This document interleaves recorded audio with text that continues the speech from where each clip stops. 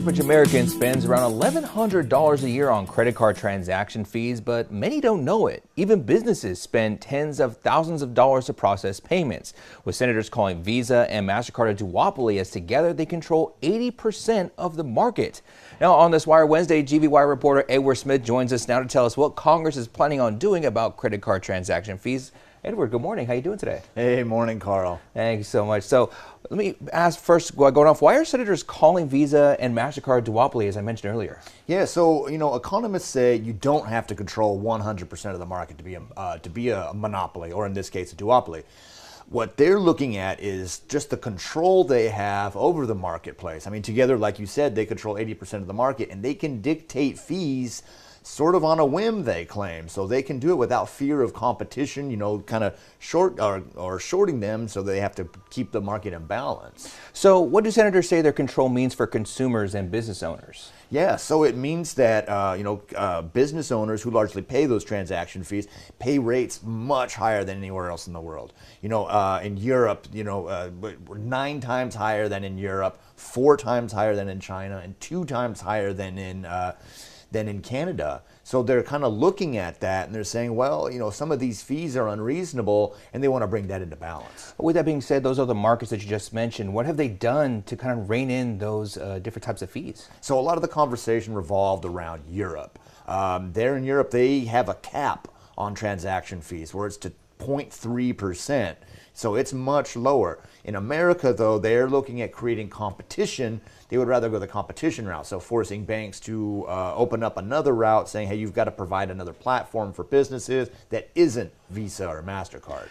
And I'm sure credit card companies, they have a lot to say. Has there been any reaction to this proposal that Congress is bringing up? Yeah, they say it's an expensive business to run.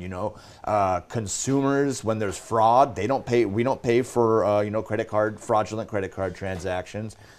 Businesses get paid even if a consumer defaults.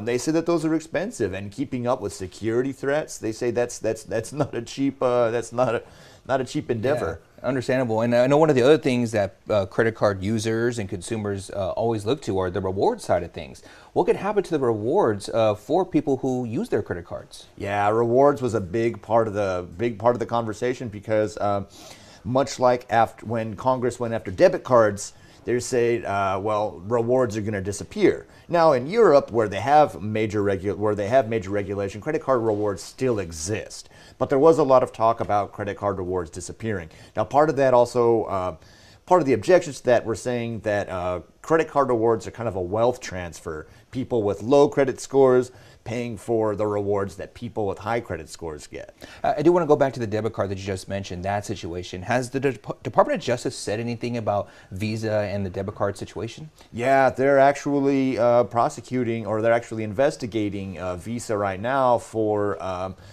anti-competitive behavior in the debit card market. They're saying that they're using profits to stifle competition. They have working deals with Apple, Square, and PayPal that the DOJ says they might be using to keep them out of the market. With that being said, I mean, these are monopolies. What's kind of the reality of breaking up these monopolies and maybe the repercussions they might have? Yeah, I mean, in order for a credit card to work, you have to have, you have to have access to banks around the world. Absolutely. So having that network, it's not you can't just pop a company up overnight. That being said, it's not the first time it's happened. When broke up the telephone system, made a lot of other subsidiaries. They did the same thing with the oil industry almost 100 years ago. Yeah, so it's going to be a big ask. That's definitely going to be something we're going to have to keep an eye on down the line. I know a lot of us nowadays using credit cards, so hopefully we can see how this outcome's going to come. Edward Smith with GV Wire, thank you so much for being here as always on this Wired Wednesday. Thank you. Great day. We'll be right back.